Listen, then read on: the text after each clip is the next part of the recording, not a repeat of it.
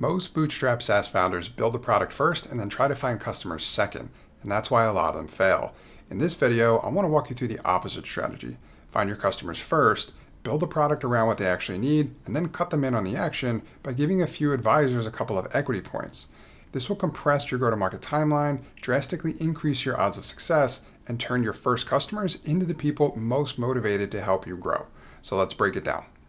Here's the thing I've been saying for years, and only gets more accurate over time. There are really only two hard things when building a bootstrap SaaS business. One is finding a problem worth solving, and the second one is going to market successfully. That's really it. Building the software is the easy part now. AI tools have collapsed the build cycle from months to weeks, sometimes days. Codex, Cursor, Claude Code, Lovable, you can ship a real working product faster than ever. So if building isn't the bottleneck anymore, then what is? It's go-to-market. It's getting that product into the hands of paying customers. That's the part that breaks Bootstrappers. You can have the cleanest, fastest, best engineered SaaS in your category and watch it sit there with 3 signups for 6 months because nobody knows it exists, nobody trusts you, and you don't have a distribution channel yet. So if go-to-market is the hard part, then the smartest move you can make as a bootstrapper is to attack go-to-market first, before you write a single line of code. So here's the mindset shift. The traditional bootstrapper build order looks something like this.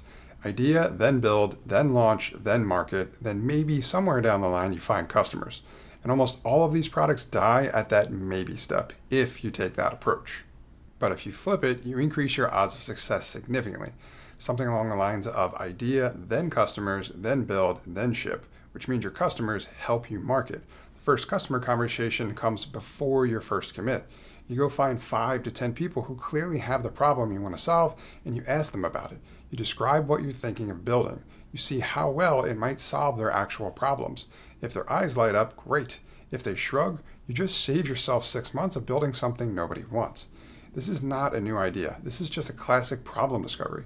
But the AI era makes it more powerful than ever. Because once the customers say yes, your build phase is so short that you can actually deliver what you promised them inside the same business cycle. So they remember the conversation. You don't have to wait 12 months. You can come back to them in a few weeks, tops, with a real functional version 1. That speed advantage is what makes this strategy obvious for bootstrappers in 2026. So you've got to use it. Here's the actual sequence, and it has 5 steps. Step 1, identify the problem and the people. Pick a problem you actually understand in a market you can reach, and make a list of 10 to 15 real humans who deal with that problem on a regular basis. Step 2, have the conversation. Not a survey, a real conversation, 20 to 30 minutes. Ask them about their current workflow, where it's painful, what they've tried, what they would pay to make their current problems go away. Step 3, pitch your concept. Tell them what you're thinking of building and be specific. Don't ask, would you use this? Ask, what would have to be true for you to switch to doing this from what you're doing today? Step 4, get a soft commitment. If their answer is yes, great. Something like this. If I built this for you over the next few weeks, would you be one of my first paying customers? This is your gate. If 3 to 5 people say yes, you have a green light. If nobody says yes, you need to rethink your approach. Step 5, build it for them. Build with their workflow front and center. Let them see early version. Let them yell about what's wrong so that you can fix it. That's the sequence. Notice that you have paying customers lined up before you've written a single line of code. That flips just about everything into your favor. Here's a growth hack to supercharge this strategy. Once you have those first customers locked in, you go a step further. You make your favorites official advisors. Okay, so what does this mean? It means you offer them a slice of equity, maybe a point or two, in exchange for them being formally part of your newly formed board of advisors. They sign a simple advisor agreement, they commit to a couple of hours a month, and then they get vested equity over a year or two. And in return, they get a tangible reason to want your company to win. This single move changes everything about the dynamic. They are no longer just customers, they are stakeholders. When they had a problem in your product, they don't churn quietly, they make sure that you fix it. When their friend complains about the same workflow problem, they don't shrug, they refer them to your product. When you launch a new feature, they don't ignore it. They tell their network because their upside is now tied to yours. You just turned your favorite paying customers into your most motivated salespeople. That is a go-to-market cheat code. Not a lot of bootstrappers do this. The ones that do tend to compound their success much faster than the ones who don't. Let's make this a little bit more concrete for you because the legal stuff is where a lot of bootstrappers get tripped up, but it doesn't have to slow you down.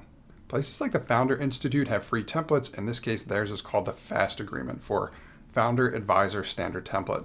It's a single page and it's been used by tens of thousands of startups. It doesn't cost you anything and you don't necessarily need a lawyer to execute it, especially for early advisors.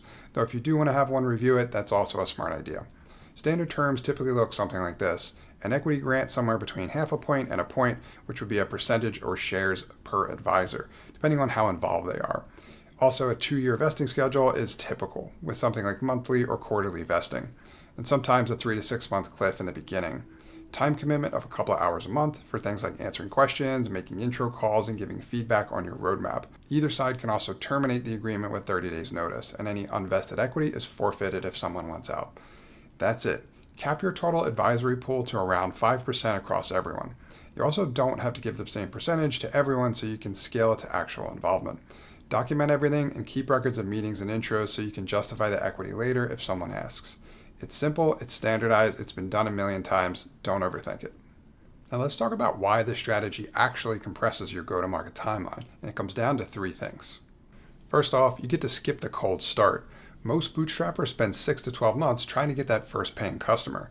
But if you follow my approach, you start with 3 to 5 paying customers on day 1 of launch. That's not a month saved, that's upwards of a year saved. 2, you get to skip the build a solution to a problem that doesn't exist trap. The single biggest waste of time in early SaaS is building features nobody wants. But when you build alongside actual customers, that waste goes way down. You're not guessing what the market wants. You're literally asking your customers what they want, watching them use it, and adjusting in real time. 3, your advisors are doing some heavy lifting on the marketing side for you. Cold outbound is brutal. Warm intros from a customer advisor who has equity is much more likely to convert. And they convert because the trust is borrowed from someone in the buyer's network, not bought from an ad platform. Every advisor you bring on becomes a multiplier for your reach. So skip the cold start, skip the wrong build, and skip cold outreach. That's your timeline collapsing from years down to weeks at most. Now, let me help you avoid one pitfall that can doom this entire strategy if you're not careful, and it's the single biggest risk of doing customer-led development. You can accidentally build a product that solves exactly one company's workflow, not one of many, one of one, as in just one. The company you talk to first. Every time they ask for a feature, you build it because they're paying. Every time their workflow is a quirk, you accommodate it because they're a customer. 6 months in, you have a piece of bespoke software that works beautifully for that one customer but is unsellable to anyone else. That's not a SaaS product. That's a consulting engagement with extra steps.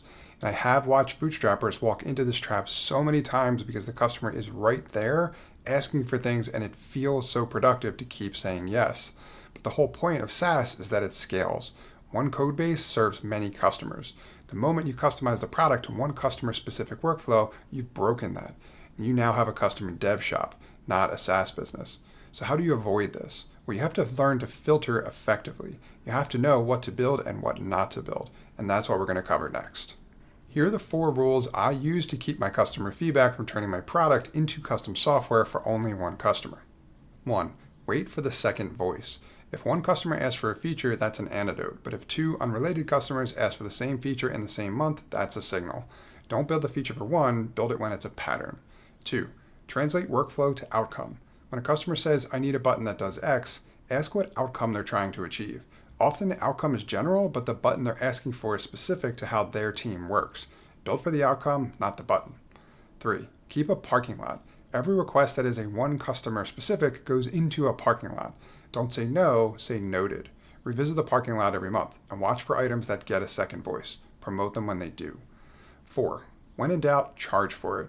If a single customer wants a feature only they will use, you can offer to build it as a paid customization separate from the core product roadmap by feature flagging it. That way you're not corrupting the product and you're covering your dev time, which is typically a win-win. These 4 rules are how you stay customer-led without becoming customer-controlled, and that's a huge difference. Here's my whole strategy on one side.